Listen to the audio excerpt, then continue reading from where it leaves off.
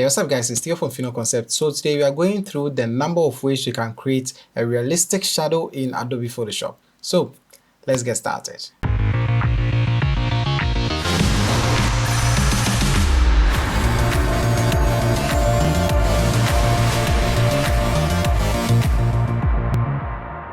Alright, so let's go ahead and open up our application. As always, I'm using Adobe Photoshop CC 2023. Now, the first thing we want to do is isolate our subject from the background. As you can see in mine, they are all merged together. So what I'll do is I'll grab any of the selection tool, preferably the quick selection tool. Now, if you're using the latest version of Photoshop, you should have the option that says select subject. I'll click on that. Photoshop will just do a couple of analyzation and I have the subject type. So once I have this, just right click and go to layer via cut. I just want to cut this out of that space and let's fill this space up. So I'll just use the paint bucket tool to fill it up and probably just use a brush to do all of these. Now you wouldn't have to go through all of the steps, the first 3 steps, because if you already have a PNG file with a transparent background, you don't have to worry about this whole thing. So the first shadow we are going to create, we are going to be using the ellipse tool. So go into your tools option, right click on the shape tool and select the ellipse tool, and we are going to draw an oval like this or an ellipse like this. About this big is just fine, about the same size as that, and that is okay. Now the ellipse is white on a white background, so we can't really see. Because my foreground color was white, it changed the ellipse to white as well. So if you just want to change the color of a shape, just double click on the thumbnail right here and you can go ahead and change the color. In this case, we are just going to be using the solid black color, so I'll click on OK.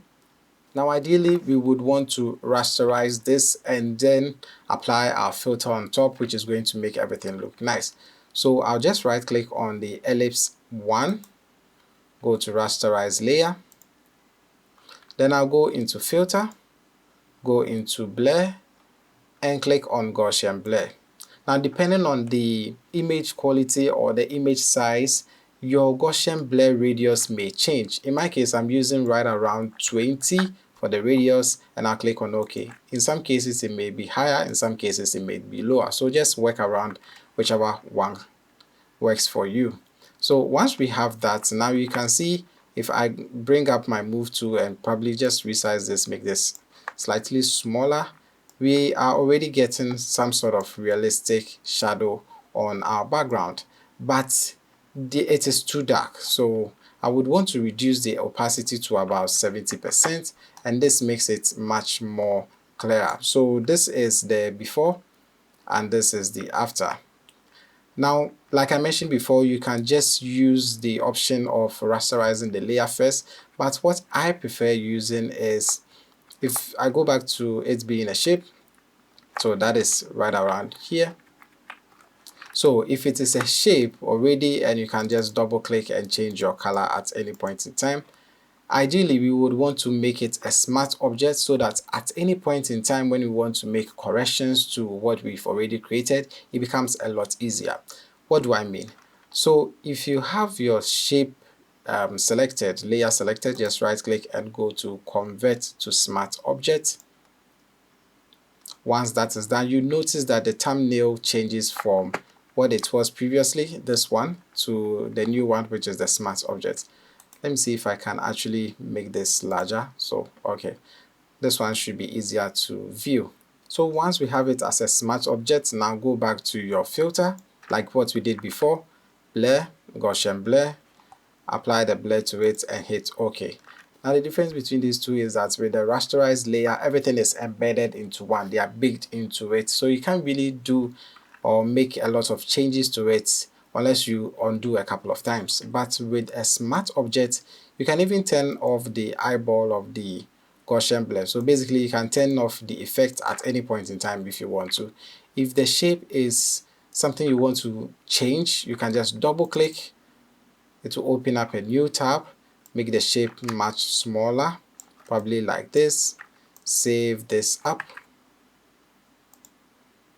and it automatically updates right here. So this was the before and this is the after. And as always, if we make it too black, it becomes unrealistic. So let's reduce the opacity to about 70%. And this is what we have. So ideally, you can just use the rasterize option, or you can make it a smart object first. Now let's take a look at the second way of creating a shadow. So with that, you just hover over the layer right where the thumbnail is, hold down the control key, you notice that the cursor changes, and just click on it once. Now what happens is you'll be able to create a selection around your subject. So other people will want to just grab the quick selection tool and just create a selection around it. Either one is going to work fine. I prefer holding down the control key and just clicking on the thumbnail and it creates it for me. So once we have our selection, just create a new layer, still with the selection active. Grab any of the brush tools, or probably to do this quicker, I'll just use the paint bucket tool and just paint black in there. Oh, my foreground is still white, so I'll just flip this around and make it black. So we already have a shadow of our text. If I I say text, subject. So if I move this about, you can see this is what we have. Now the idea is to bring this beneath the layer of our actual subject. So I'll bring it somewhere here and play around the position of this particular thing. So you can push it somewhere around here. Now the direction of the shadow also matters. It's more or less like the light is coming from this particular source, so it's hitting it on that direction, which is fine. So again, you just select the shadow layer, go into filter, Gaussian blur filter, then just select which one works best for your scenario. So probably this time around I'll go about 30 for the radius and click on OK. And as always, once you are done, just make sure that that layer is selected and reduce the opacity to about 70%, maybe less, depending on how you want it to look like. You just add it in there. Probably I'll use 80% for this particular side. And also I can just move around or move the shadow all around the way I want it. Now the third one is pretty simple. It's more or less like what we just did. So again, hold down Control, create your selection, create a new layer, brush on that, make sure that that color is set to black, have that layer beneath your actual subject. Then we are going to be moving that one around. So grab the move tool, V on your keyboard, and just play around the position.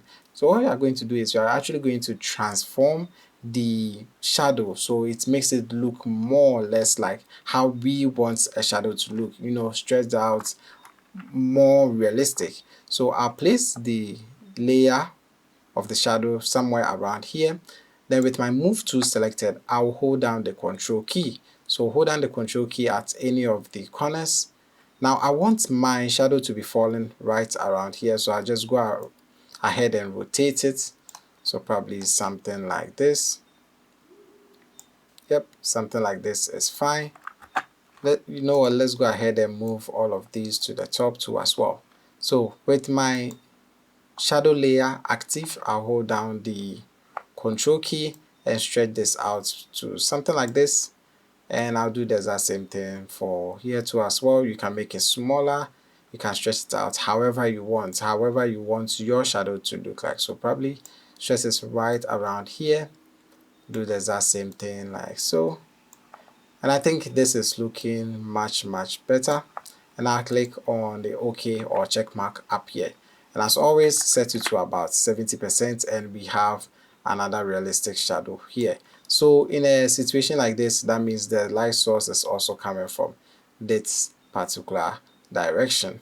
So again, if you have other options or other ways of creating your shadows, let me know in the comment section below. And that is pretty much it for this video. Anyway, thank you guys for watching. If you like this video, please give it a thumbs up. If you'd like to watch more of our videos, hit that subscribe button, and as always, don't forget to share with your family and friends. This is Theo from Final Concept, and I'll talk to you guys in the next one.